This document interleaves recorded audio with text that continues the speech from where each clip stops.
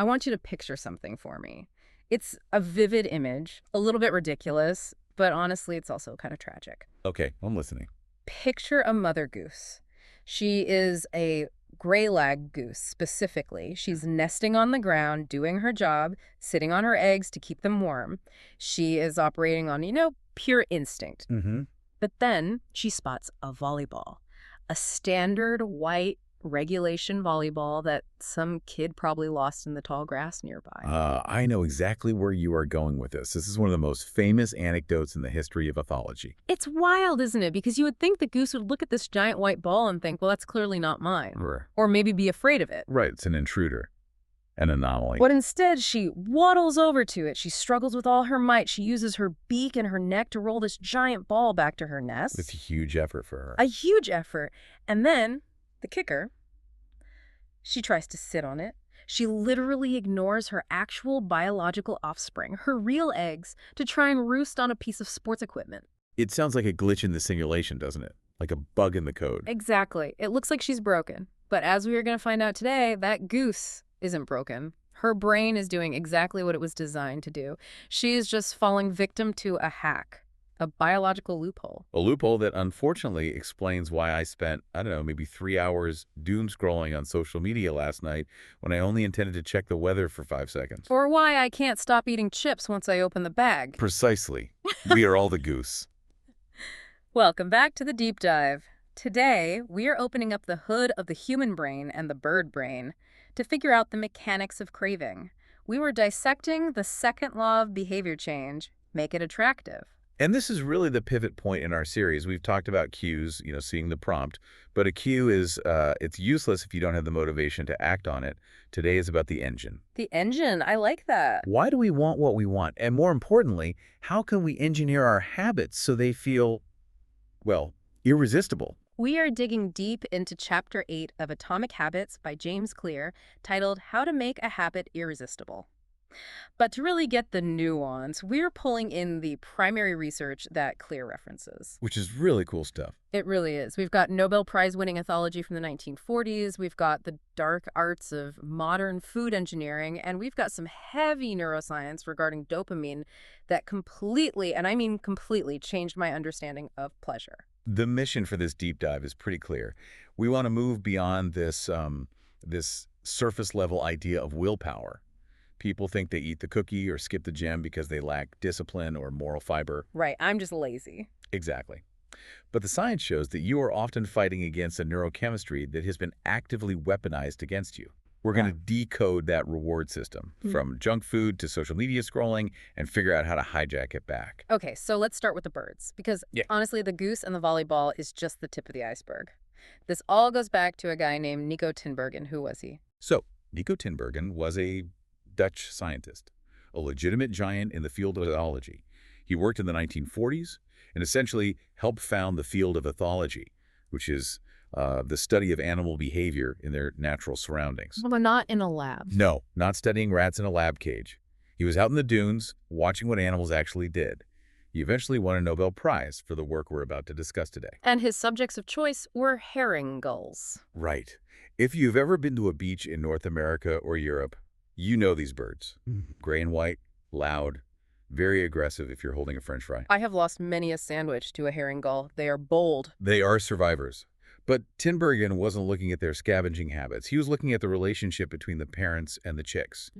He noticed a very specific detail on the adult gulls. Okay. They have a yellow beak, but on the lower mandible, there is a distinct small red dot. Just a spot of color, like a little painted dot. Just a spot. But Tinbergen noticed that newly hatched chicks, who were basically blind to the world, would furiously peck at this red spot whenever they were hungry. It's basically a biological order now button. Essentially, yes.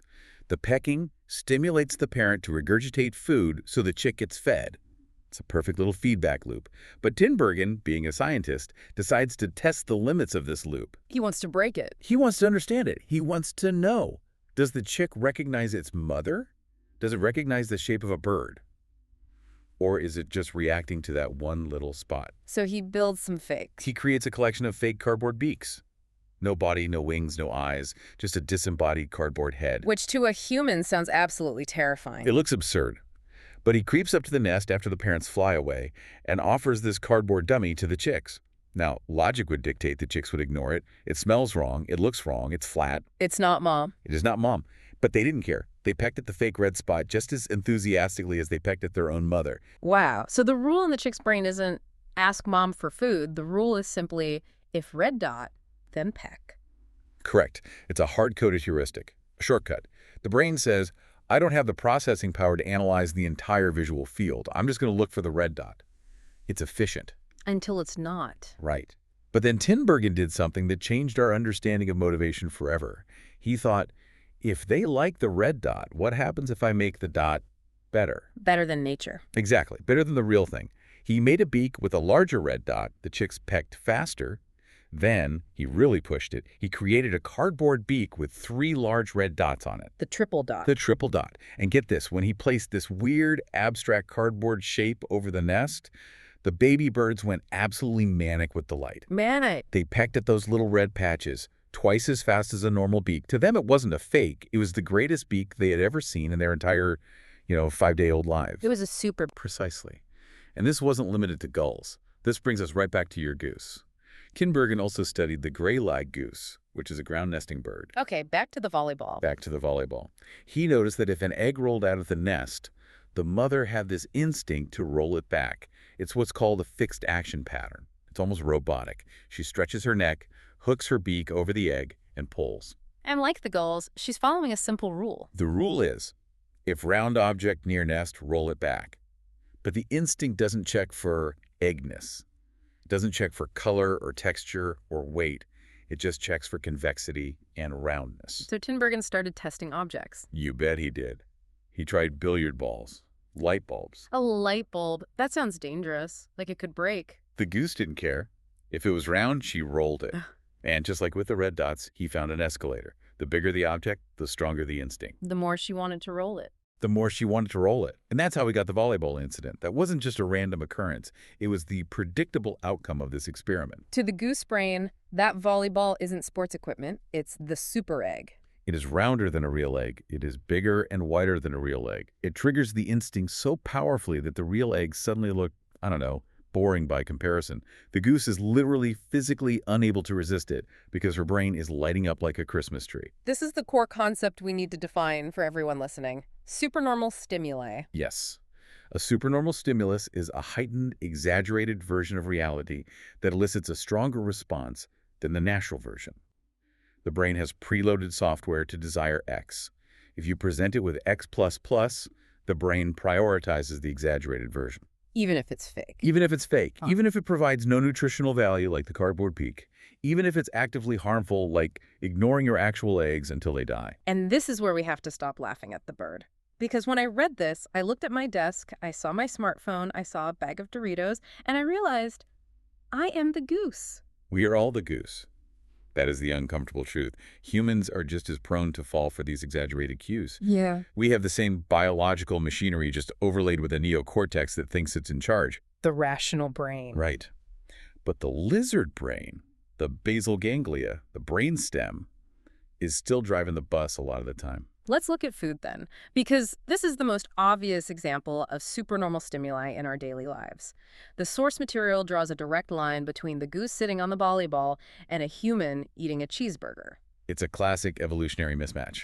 Yeah. If you rewind 50,000 years, what did the food landscape look like for our ancestors? Scarcity. Just scarcity everywhere. You're hunting, you're foraging, you're burning a ton of calories just to find calories. Right. And specifically, 3 things were incredibly rare and valuable: salt, sugar, and fat. You might find some berries once in a while. That's your sugar. You might manage to hunt an animal. That's your fat. Salt was almost impossible to find reliably. It wasn't like there was a 7-Eleven on the savannah. Exactly. So the human brain evolved a reward system that screams, yes, whenever it encounters those 3 things. It's a survival mechanism. How so? Well, if you are a hunter-gatherer and you find a fig tree loaded with ripe fruit, the smartest survival strategy isn't eat one in moderation and save room for dinner. The best strategy is eat until you pass out because you don't know when you'll see another fig tree. So binging was actually a survival mechanism. And an excellent strategy for survival. 50,000 years ago. The problem is, We have dragged that Paleolithic brain into a modern supermarket. With aisles and aisles of food. We are surrounded by cheap, abundant, calorie-dense food. But your brain hasn't updated its software. It hasn't received the Food Abundance 2.0 patch. It still thinks you're on the brink of starvation. And the food industry isn't just passively benefiting from this. They aren't just saying, hey, people like sugar. They are actively weaponizing this biology. I was reading in the notes about the concept of the bliss point. Can we break that down? Because it sounds nice, bliss point, but it's actually kind of manipulative. It's pure engineering. It's food science at its most effective. Companies spend millions of dollars on R&D to find the bliss point. This is the precise combination of salt, sugar, and fat that excites your brain to the maximum level without triggering the satiety signal. The satiety signal is the I'm full signal. Right. Normally, if you eat natural food, eventually your body says, okay, enough. If a food is too salty, you stop eating. If it's too sweet, you get sick of it. That's a phenomenon called sensory-specific satiety. With the bliss point. The bliss point overrides that. It's the razor's edge where the food is highly rewarding but doesn't register as too much. You can literally eat it endlessly. It's the science behind betcha can't eat just one. Precisely. That's not just a clever marketing slogan. It's a statement of scientific fact based on their product design. And it goes beyond just taste. It's about orosensation, how the food feels in your mouth. I love that word, orosensation. It's a huge field. Take Cheetos, for example. Food scientists refer to Cheetos as having vanishing caloric density. Vanishing caloric density. That sounds like a magic trick. Or a diet claim. It's the opposite of a diet claim. Yeah. When you bite a Cheeto, it's crunchy, right? That registers as food. Your brain says, Right. crunch, solid food. Right. But then it instantly melts on your tongue. It just disappears. So your brain thinks, oh, that vanished. There's nothing there. I haven't really eaten anything. So it doesn't send the stop signal. Whoa. Even though you just ingested a ton of processed fat and salt, your sensory system is tricked into thinking you're eating air. That is diabolical. You are hacking the brain's fuel gauge. It's brilliant engineering, but yes, for the consumer, it's a trap.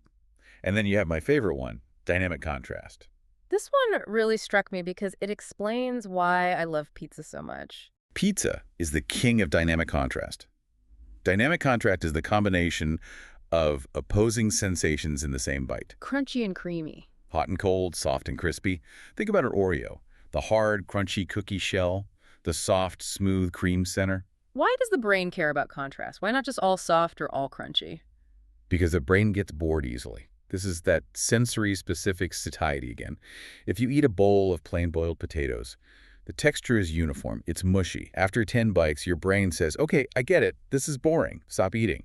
The pleasure response drops off. This explains why I can be full after a big dinner, but then someone brings up dessert and suddenly I have room. Exactly. It's a new texture. It's a new flavor profile. The brain wakes up and says, oh, this is novel. We have room for this. Processed foods are engineered to have high dynamic contrast so that your brain never gets bored and the stop signal is delayed indefinitely.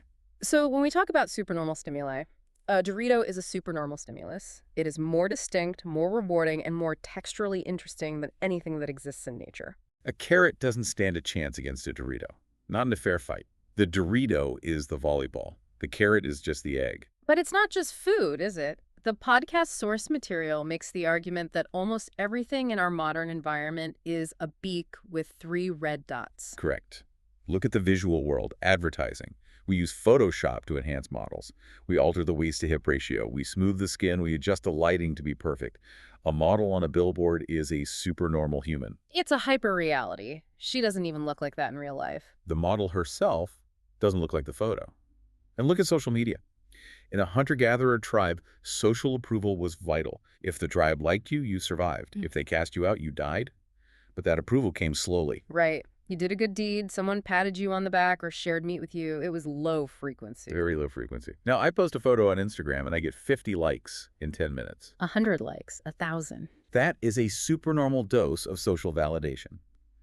It's a condensed, concentrated injection of approval that the human brain was never designed to handle.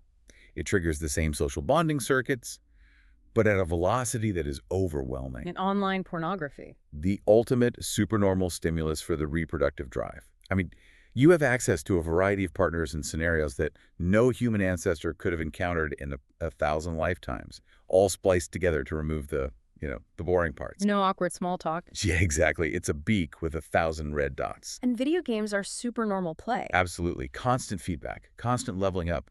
In the real world, progress is slow and messy and often invisible. In a game, you get a little sound effect, a ding and a gold star every time you do something right. It's addictive because it's a clearer, faster signal than reality provides. It feels like we are living in a giant Skinner box designed to press our evolutionary buttons. We are.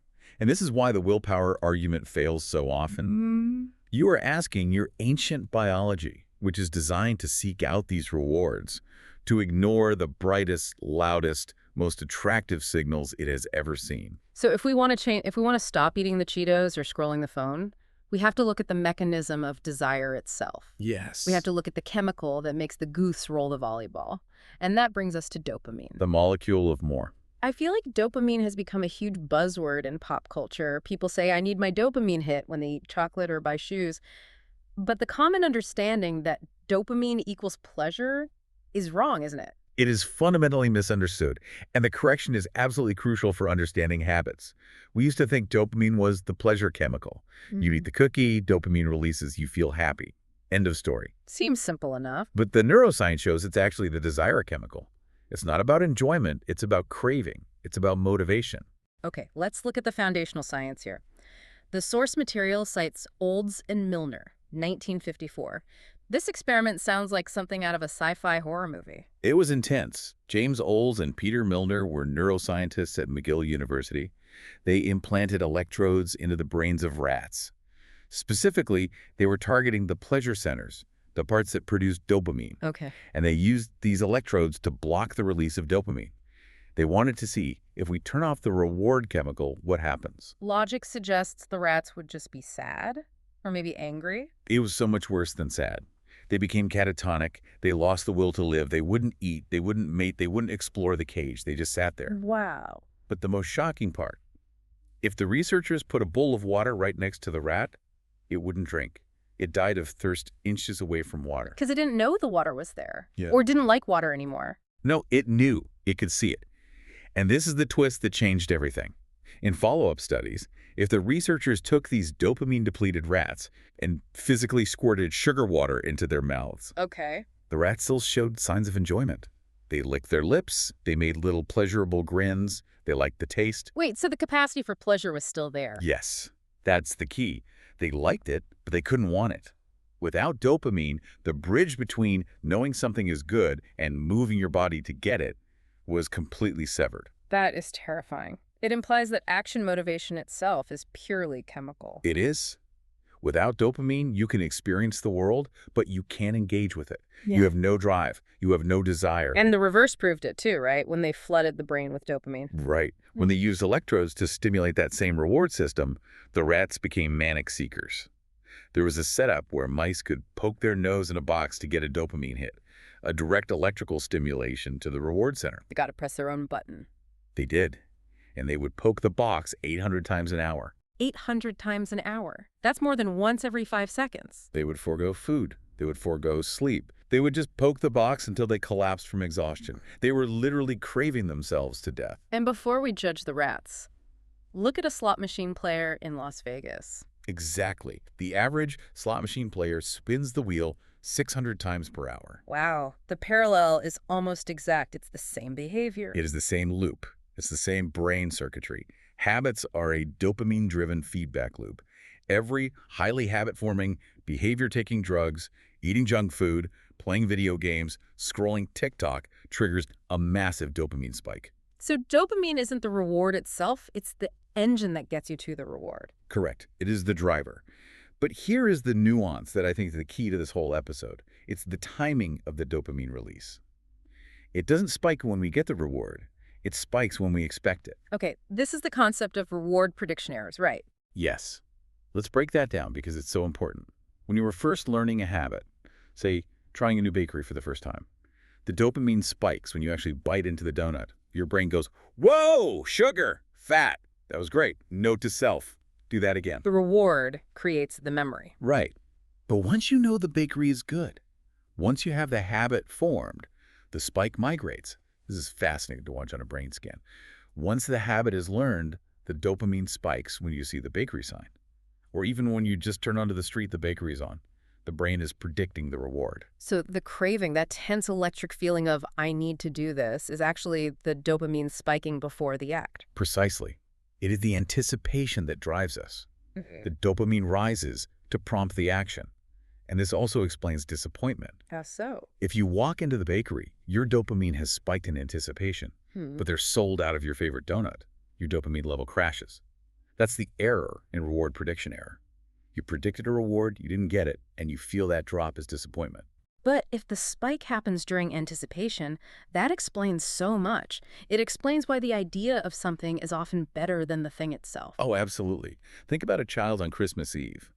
The excitement of looking at the wrapped presents under the tree, the sheer anticipation, is often higher, more intense, than the feeling of playing with the actual toy an hour later. Or planning a vacation versus actually being on the trip. I love planning trips. All the research, looking at hotels. Yeah. Sometimes I get there and I'm like, it's hot and the Wi-Fi is slow. The anticipation is the high. Neuroscience distinguishes this as wanting versus liking. And here is the kicker, and this really explains the human condition in a nutshell. The brain has significantly more neural real estate dedicated to wanting than to liking. Really? More brain space for wanting. It's not even close. The wanting centers, the brainstem, the nucleus accumbens, the amygdala, parts of the prefrontal cortex, are massive sprawling networks. The liking centers, the actual pleasure receptors, often called hedonic hotspots, are tiny little islands within those networks. Do you have numbers on that? Like how much bigger? There's a key part of the brain's reward center called the nucleus accumbens. Researchers found that 100% of it can be activated during wanting, but only about 10% is activated during liking. That is a staggering difference, 100% versus 10%. It shows you what the brain prioritizes. Evolution doesn't really care if you are happy. Evolution cares if you are motivated. If you are content and satisfied, you stop hunting, you stop foraging, and you die. The animal that is constantly looking for the next thing survives. So we are biologically wired to be dissatisfied, to always be chasing something. We are wired to pursue. The problem, again, is that we are applying this aggressive pursuit machinery, which was designed for hunting gazelles or finding a water source, to things like Candy Crush and Instagram likes. We are revving a Ferrari engines to drive in a circle in a parking lot. Okay, so let's pause and synthesize, because this is a lot. We have brains that are hardwired to chase supernormal stimuli, the redder dots, the rounder eggs. Yep. We have a chemical engine, dopamine, that creates intense desire specifically during the anticipation phase. Right, the wanting. And we live in a world that is essentially a giant machine designed to trigger that anticipation constantly. That is the battlefield. It sounds hopeless. It sounds like we are just puppets on a string dancing for the food companies and the app developers. But the premise of Atomic Habits, and the reason we are doing this deep dive, is that we can engineer our way out of this. We can. We can't turn off the dopamine system, nor would we want to, or we'd be like those catatonic rats. But we can redirect it. We can use the mechanics of wanting to help us do the things we need. This brings us to a strategy called temptation bundling. I love this concept because it feels like a cheat code for your brain. It is a cheat code. It was popularized by research at the University of Pennsylvania, specifically by a researcher named Katie Milkman, but the source material tells the story of an engineering student named Ronan Byrne to illustrate it perfectly. Tell us about Ronan. So Ronan is a student in Dublin. He's an electrical engineering student. He has a very, very relatable problem. He watches way too much Netflix, and he is out of shape. He knows he should exercise, but he wants to watch House of Cards or whatever the show was at the time. The classic want versus need conflict. I feel that every day. We all do. And most people would just try to force themselves to go to the gym. You know, just have willpower, Ronan. But Ronan was an engineer. He thought about it like a systems problem. Okay. He realized he could link the two behaviors. He hacked his stationary bike and connected it to his laptop and his TV. He wrote a custom computer program, a script. I see where this is going. This is brilliant. The script monitored the speed of the pedals. If he was pedaling above a certain speed, Netflix would play. If he slowed down or stopped, the show paused. That is genius. So if you want to find out who the killer is or what happens next in the plot, you literally have to sweat for it. Exactly. He bundled the temptation, Netflix, with the obligation, a cycling. He was, as one fan of his project put it, eliminating obesity one Netflix binge at a time. But the psychology here is deeper than just multitasking. He's actually hijacking that dopamine signal we were just talking about. Yes, this is the key. He's associating the dopamine hit of the TV show, the anticipation of the story resolving, with the cue of getting on the bike.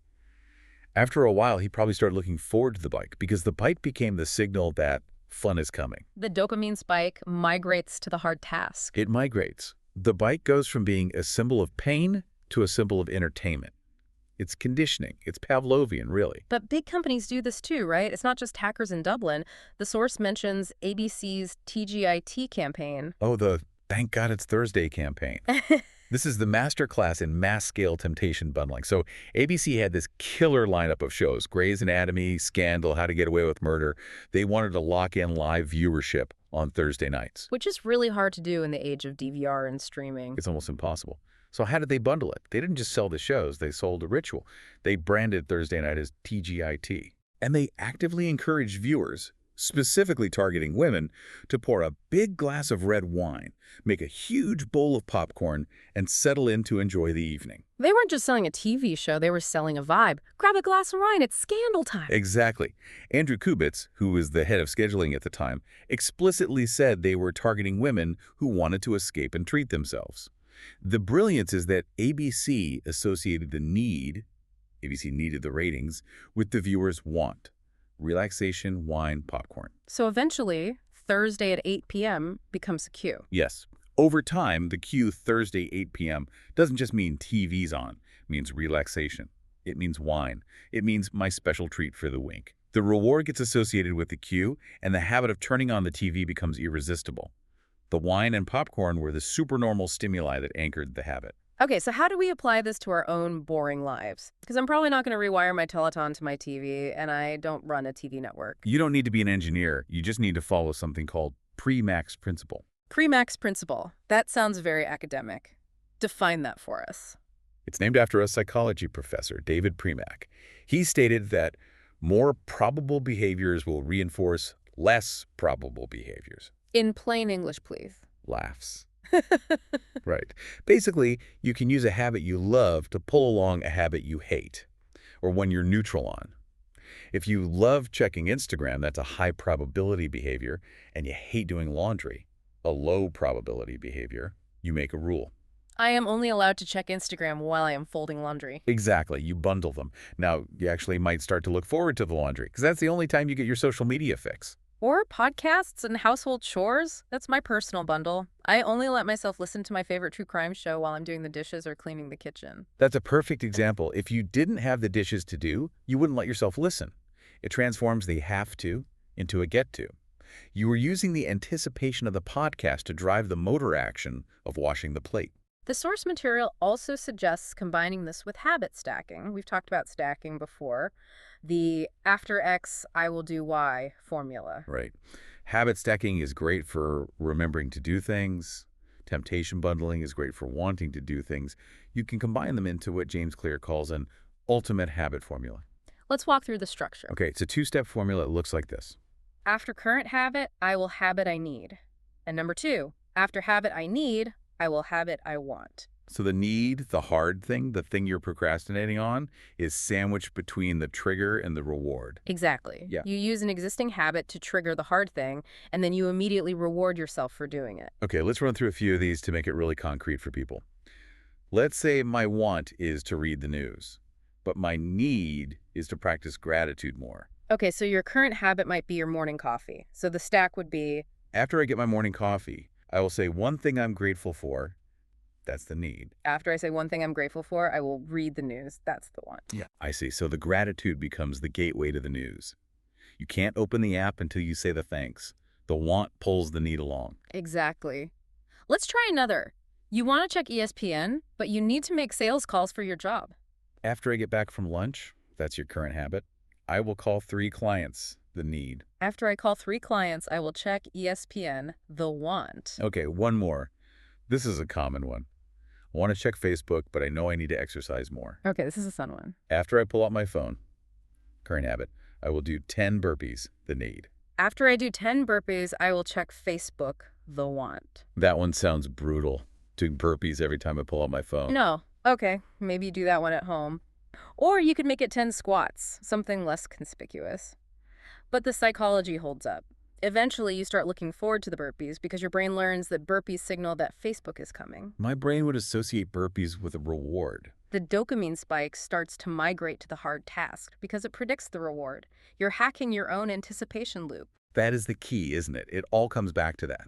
We are essentially hacking our own anticipation. We are using the goose and the volleyball effect for our own good. We are creating our own positive supernormal stimuli. We are giving ourselves a red dot to peck at, the Facebook check, the ESPN score, but we are placing a hurdle in front of it that serves our long-term goals. I want to zoom out for a second and look at the big picture here. We've covered a lot of ground. We started with birds. We did. The gull pecking the red dots, the goose sitting on the volleyball. And the lesson there is that our brains have these pre-programmed rules, and if you exaggerate the trigger, you get an exaggerated response. That's a supernormal stimulus. Then we moved to the food industry. Which is basically an industry built on creating supernormal stimuli. They use dynamic contrast, aura sensation, and the bliss point to bypass our natural full signals and keep us hitting that reward button. They are engineering volleyballs for us to sit on. Then the chemistry, the big one, dopamine. The engine of desire. And we learn that dopamine isn't just pleasure, it's the craving, it's the wanting. And crucially, it spikes during anticipation, not just consumption. And the brain devotes way more space to wanting than to liking. And finally, the strategy, temptation bundling. Using that powerful anticipation engine to pull us through the hard stuff, linking the want with the need to make the hard stuff more attractive. I have a lingering question, though. Does this work forever? Or does the brain eventually get wise to the trick? Like, does the goose ever realize, hey, this is rubber, this isn't an egg, I'm wasting my time? In the wild, no. The goose will sit on that volleyball until her actual eggs die. That's how strong the instinct is. It overrides survival logic. Wow. But in humans, we have prefrontal cortex, we can reflect, we can analyze. That's what we're doing right now. But the craving mechanism itself, that ancient part of the brain, it doesn't really get wise. It just responds to the loop. So even if I know why I want the chocolate, I still want the chocolate. The knowledge doesn't kill the craving. Exactly. Awareness helps you strategize, but it doesn't turn off the desire. You can know the slot machine is rigged mathematically to take your money, but if you are an addict, you still feel the urge to pull the lever. That's why the second law, make it attractive, is so important. You can't just rely on knowing better. You have to build a system that feels better. You have to speak to the lizard brain in a language it understands. Precisely. You have to offer it a better red dot, a more compelling volleyball. This brings up a bit of a provocative thought for me to wrap on. If our environment is increasingly engineered to be supernormal and irresistible, more concentrated calories, more concentrated information, more concentrated pleasure, and our brains are stuck in the Paleolithic era, are we losing our free will? It's a serious philosophical question. Are we just becoming algorithms that respond to better marketing and better engineering? Exactly. If the stimuli are getting better and better at hacking us, do we even stand a chance? Are we just ceding our decision-making to marketing departments? If you look at the data, obesity rates, screen time addiction, consumer debt, gambling stats, it looks like we are losing the battle. The commercial world has figured out how to hack our hardware. The supernormal stimuli are winning. So what's the defense? Is it just to become a monk and live in a cave? I think awareness is the first crucial step. Knowing that the bliss point is a manipulation, not a coincidence. Knowing that the like button is a dopamine trap. But beyond awareness, it's about environmental design. You have to be the architect of your own life. Be the architect. If you walk blindly through the world, you will fall for every trap because they are designed to catch you. They are incredibly effective. You have to consciously design your environment. You have to be Ronan Byrne building the bike lock for your own brain. You have to be the one setting the rules of engagement. We have to out-engineer the engineers. Or at least engineer our own little corner of the world. Build a wall around your attention. Bundle your temptations. Don't let the volleyballs run your life. Well, I, for one, am going to look at a bag of Doritos very differently from now on. I'm just going to see a cardboard beak with 3 red dots. And hopefully that image is weird enough to make you pause for a second. Or, at the very least, makes me do 10 burpees before I open it. I'll hold you to that. Deal. 10 burpees for a Dorito. I think I can live with that exchange rate. Thank you all for listening to this deep dive into the science of craving. We hope you walked away with some aha moments and maybe a few practical hacks to try out. Keep experimenting with those bundles. See what works for you. And don't sit on any volleyballs. See you next time.